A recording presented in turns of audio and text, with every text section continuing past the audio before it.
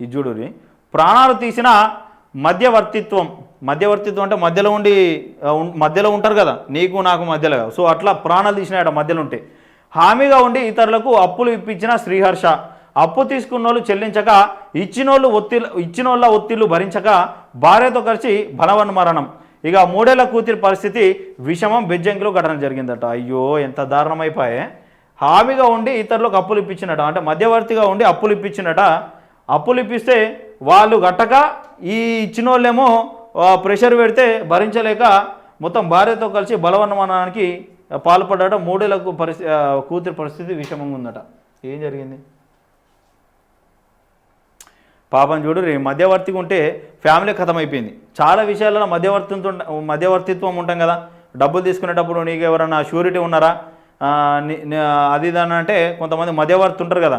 So అట్లున్నందుకు పాపం ఆయన family ఖతం అయిపోయిందట. ఇక మధ్యవర్తిగా ఉండి ఇతరులకు అప్పులు ఇప్పించిన ఓ వ్యక్తి ఆ డబ్బులు తిరిగి రాకపోవడం, అప్పులు ఇచ్చిన వారి నుంచి ఒత్తిడి పెరగడంతో మనస్తాపం చెంది భార్యతో కలిసి ఆత్మహత్యకు పాల్పడ్డారు. పోలీసులు స్థానికులు తెలిపిన వివరాలు ఇట్లున్నాయట. సిద్దిపేట జిల్లా బెజ్జంకి మండలం దాచారం గ్రామానికి చెందిన వడ్లకొండ శ్రీహర్ష 32 సంవత్సరాలట. వాళ్ళ భార్య రుక్మిణి 25 సంవత్సరాలట. వీరికి 3 ఏళ్ల కుమార్తె హరిప్రియ ఉంది. బెజ్జంకిలో అద్దెకు ఉంటూ బట్టల షాపు నిర్వహిస్తున్నారు.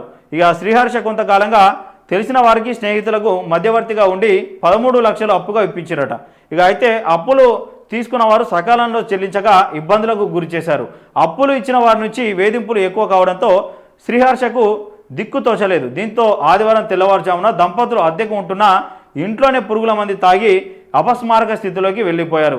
తల్లిదండ్రులకు ఏమైందో తెలియని స్థితిలో కుమార్తె హరిప్రియ గట్టిగా కేకలు వేసింది. ఇంట్లో నుంచి శబ్దాలు రావడంతో ఇంటి యజమాని పోలీసులకు సమాచారం అందించారు. ఇంటి తలుపులు పగలగొట్టి లోపలికి వెళ్ళి చూసే సరికి రుక్మిణి అప్పటికే మృతి చెందగా కొనా ఊపిరితో ఉన్న శ్రీహర్షను సిద్దిపేట ప్రభుత్వ ఆసుపత్రికి తరలించారు. మెరుగైన చికిత్స కోసం కరీంనగర్కు తరలిస్తుండగా మృతి చెందారు.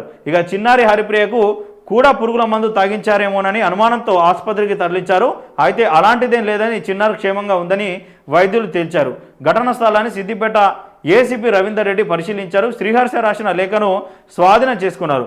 అప్పులిచ్చి వేధిస్తున్న 5 పేర్లను లేఖలో పేర్కొన్నారు. పోస్టుమార్టం అనంతరం శ్రీహర్ష రుక్మిణి దంపతుల మృతదేహాలను స్వగ్రామమైన బెజ్జంకి మండలం దాచరం గ్రామానికి తీసుకువచ్చి ఒకే చిత్తుపై ఉంచి అంత్యక్రియలు నిర్వహించారట. ఏం దారుణం ఇది. పాపం సుశిర మధ్యవర్తిగా ఉండి వాళ్ళ ఫ్రెండ్స్ ఒక 5 13 లక్షలు అప్పు ఇప్పించారట. ఎంత ఘోరం ఇది. తెలిసిన వారికి మధ్యవర్తిగా ఉండి 13 లక్షలు ఇప్పించారట. వాళ్ళు ఇబ్బందులు పెడితే ఈయన మరి ఇప్పుడు నువ్వెంత ఇబ్బంది పడుతున్నావు, వాళ్ళని ఇబ్బంది పెట్టలేక పాపం ఆయన ఒత్తిడి ప్రెషర్ భరించలేక మరి పురుగుల మందు అయితే నువ్వు తాగినావు సరే, మీ భార్యకు తాగిపించినావు సరే, ఇక్కడ వరకు ఓకే ఉందనుకో. నీకు ప్రెషర్ ఎక్కువైపోయి ఇప్పుడు నీ కూతురి పరిస్థితి ఏం కావాలి? తల్లి లేక తండ్రి లేక ఆ బిడ్డను ఎవరు చూడాలి? ఆమె ఎట్లా పెరగాలి? 13 లక్షలకు సరే మీరు పోలీసులను ఆశ్రయించాల్సి ఉంది, లేదంటే వాళ్ళ ఇళ్ళకు అక్కడనే ధర్నా చేసుడో లేకపోతే ఇంకేదో ఆప్షన్స్. ఇప్పుడు కోట్లదంటే మనం ఏం చేయలేం కావచ్చు. 13 లక్షలు అంటే ఆ అప్పులు ఇచ్చిన వాళ్ళ దగ్గర మీరు కూడా మధ్యవర్తిగా ఉన్నారని చెప్పేసి ఇప్పుడు పిలిపించుకుంటాం కదా. ఏదన్నా డబ్బుల ఇష్యూలు ఉంటే మధ్యవర్తి వాళ్ళని ఇంకా కులాలకు సంబంధించిన వాళ్ళ ఇంటి వాళ్ళను పిలిపించుకుంటాం కదా.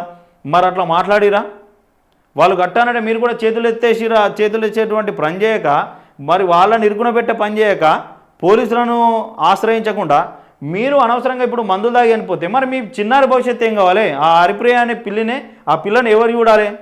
ఎవరు పెంచాలి? ఆమె ఎట్లా పెరుగుతుంది? తల్లి లేక తండ్రి లేక ఇవాళ చూస్తున్నాం. ఒకరు ఉండకపోతే ఇంట్లోనే అనేక ఇబ్బందులు. తల్లి ఉండి తండ్రి లేకపోయినా, తండ్రి ఉండి తల్లి లేకపోయినా ఎన్నో ఇబ్బందులు పడకుండా పిల్లలు పెరుగుతూ ఉన్నారు. మరి అలాంటిది ఇప్పుడు ఈ చిన్న పాపను ఎవరు పెంచాలి? అంటే క్షణికావేశంలో తీసుకున్న నిర్ణయాలు ఎంత దారుణానికి గురి చేస్తాయో ఈ ఘటనలు చూస్తే మనకి ఏర్పడుతుంది. ఏదో మంచోళ్ళు మా ఫ్రెండ్స్ బాగుపడతారని మంచి ఉద్దేశంతో మీరు అప్పులు ఇప్పించారు 13 లక్షలు. వాటిని మీరు భరించలేక రికవరీ చేసుకునేటువంటి ప్రయత్నాలు ఎన్నో ఉన్నాయి కదా. పోలీసులను ఆశ్రయించడం, వాళ్ళ కుటుంబ సభ్యులను పిలిపించడం, వాళ్ళ గ్రామానికి చెందిన లీడర్లను పిలిపించడం, ఇంకోటి వేస్తే ఏర్పోయేదానికి మీరు ప్రాణం తీసుకుంటే మీ బిడ్డ భవిష్యత్తు ఏం కావాలి? చూడు ఎంత దారుణము.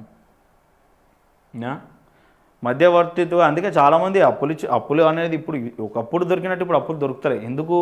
సో మోసం చేసేవాళ్ళు ఎక్కువైపోయారు, ఎగ్గొట్టేవాళ్ళు. మధ్యవర్తిత్వం అన్నని కూడా మరి ఏం చేస్తారు చెప్పురి? నమ్ముతలేరు ఎవరిని వాస్తవంగా.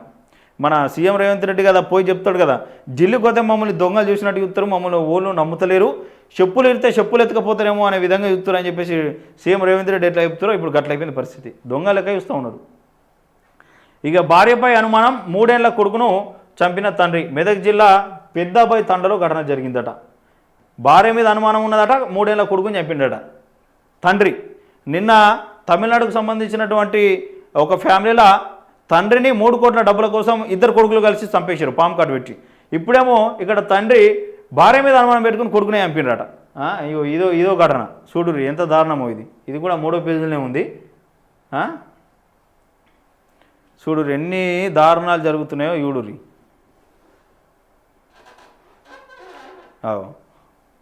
ఇక్కడ ఇది అనుమానంతో కన్న కొడుకునే తండ్రి దారుణంగా హత్య చేసిన ఘటన మెదక్ జిల్లాలో ఆలస్యంగా వెలుగు చూసింది.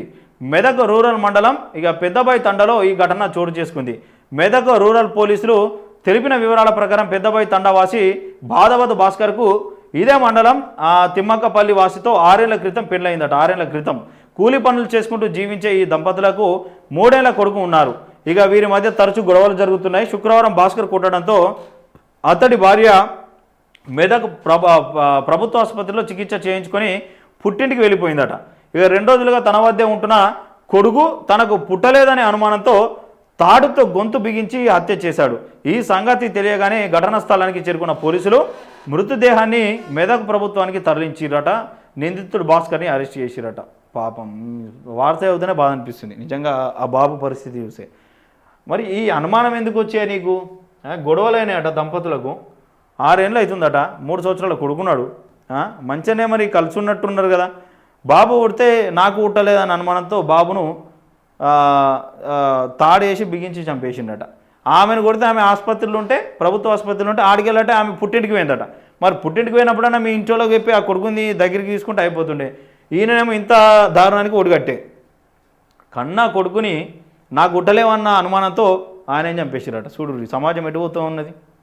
ఆ వార్త చదివితేనే బాధ అనిపిస్తుంది పాపం. ఈ చంపడానికి ముందు మళ్ళీ ఆ కొడుకుని ఎన్ని చిత్రహింసలు పెట్టిండో కదా మళ్ళీ పాపం. సరే డైరెక్ట్ చంపిండంటే నాకు తెలిసి అట్ట కూడా చంపడేమో అనుమానంతో. మరి ఎంత చిత్రహింసలు పెట్టి ఆ 2 రోజులు అన్నం పెట్టినా, ఆ 2 రోజులు మంచిగా చూసుకున్నాడా? ఏమేం చేసిండు ఆ దుర్మార్గుడు?